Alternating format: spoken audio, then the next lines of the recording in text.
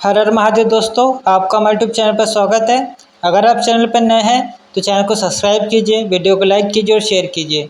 आज की वीडियो में हम आपको सुंदरी साधना की जानकारी देंगे। इसकी साधना विधि क्या है, मंत्र, सुंदरी कौन होती है और अप्सरा साधना मंत्र सारी जानकारी देंगे। तो वीडियो को अंत तक देखिए, बीच में स्किप ना करें। देखिए, जैसे अप्सरा होती है वैसे ही सुंदरी भी होती है। दिखने में ये अप्सरा जैसी सुंदर होती है और लगभग वैसे ही होती है। शक्तियों का कार्य क्षेत्र भी वैसा ही होता है। बस ये है कि ये अप्सरा जैसी एक शक्ति है जिसे आप पत्नी और बहन दोनों रूप में सिद्ध कर सकते हैं। जब भी आप कोई साधना करें, कोई सिद्धि करें, कोई अनुष्ठान करें तो उसे गुरु मुख से ग्रहण कीजिए, गुरु सानिध्य में उसे सिद्ध कीजिए। अगर आप ऐसा करते हैं तो 100% आपको सफलता प्राप्त होंगी और आप बिना गुरु के कोई साधना सिद्धि करते हैं तो 100% आपको नुकसान हो सकता है। आगे हम अब विधि बता रहे हैं आपको, ध्यान से सुनिए। देवालय, वन, शिव मंदिर, किसी नदी के संगम स्थल पर, शमशान की भूमि पर इस साधना को आप कर सकते हैं।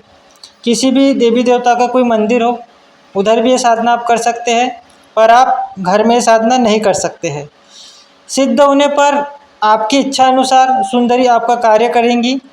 8 प्रकार की सुंदरियाँ होती है और सबके मंत्र और साधना विधि अलग अलग है। उनमें से हम आपको कुल सुंदरी की साधना विधि के बारे में बताएंगे और इस साधना में एक खास मुद्रा का प्रयोग किया जाता है जिसे पूजनीय मुद्रा कहते हैं। इस विषय में भी हम आपको आगे जानकारी देंगे।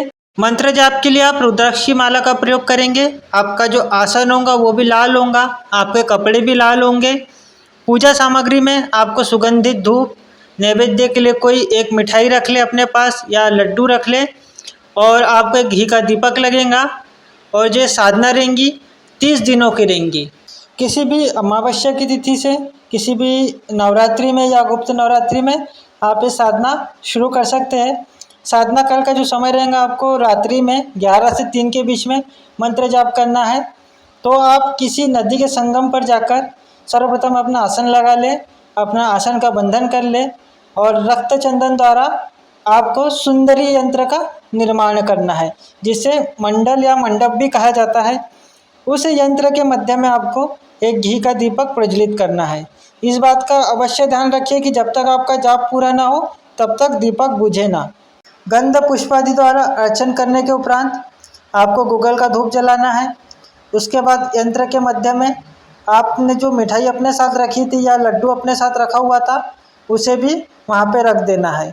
उसके बाद आपको अपने आसन पे स्थिर हो जाना है और आपको रुद्राक्ष की माला पे जो हम आपको मंत्र बता रहे हैं उस मंत्र का आपको 8000 बार जाप करना है। मंत्र को ध्यान से सुनिए। ओम महाभूत कुल सुंदरी हुम, ओम महाभूत कुल सुंदरी हुम। इस मंत्र का आपको प्रतिदिन लगातार 30 दिनों तक 8000 बार आपको जाप करना है। जब तक आप जाप करेंगे आपका दीपक जलता रहना चाहिए। आप आसन से ना उठे, भले आपको जाप करने में अधिक समय लगे पर आपको प्रतिदिन 8000 बार जाप करना है। और आपका जो साधना स्थल रहेगा वो प्रतिदिन एक ही जगह पे रहेगा। जब आपका 8000 बार मंत्र जाप पूर्ण हो जाए उसके बाद आपको क्रोध मंत्र का 1000 बार जाप करना है। क्रोध मंत्र क्या है हम आपको बता रहे हैं, ध्यान से सुनिए। ओम वज्रज्वाले हन हन सर्वभूतान हुम फट, ओम वज्रज्वाले हन हन सर्वभूतान हुम फट।